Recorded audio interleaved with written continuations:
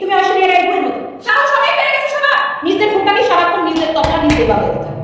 কিছু না বলতে বলতে না বলতে বলতে চুপ থাকতে সাহস পেয়ে গেছে। কিছু বলি না বলে কি সাহস পেয়ে গেছে সবার। তুমি বলেন না নাকি পাসাবো যেমন চাই তাই করতে পারবে না আমাকে। এই করবা সেই করবা, হ্যাঁ এই শোনাই দিবা, এই করবা সেই করবা। তুমি আসো না আমার সাথে, আসো না আমার সাথে, দেখি কাজ করতে দাও না আমার, আমার নাম পোস্ট দাও, আমার পেজ আমার প্লেটটা দাও না। হাওড়া তেলের যে হাওড়া তেলের বাতের গুলো তো যা বহু বাদ খাইছো, আমি কোনো আঙ্কেলের বাতের গুলো যা বাদ খাবো দেখবো না। ভয় দেখাবে মামলা, মামলা হলে কি আকাশি আসছে 100 টাকা নামাজ দিতে পারবো কালকে। হ্যাঁ লিমিট ক্রস করে ফেলছে। আরে ফকিনি তো ভুলে গেছিস, তোরা 2 দিন আগে আমি টাকা দিয়ে কিনে আমার এই শোরুমে লাইভ করাইছিলে। আমাকে কেউ টাকা দিয়ে কিনে নিতে পারছে? জীবনে কেউ কিনে নিতে পারছে আমাকে টাকা দিয়ে?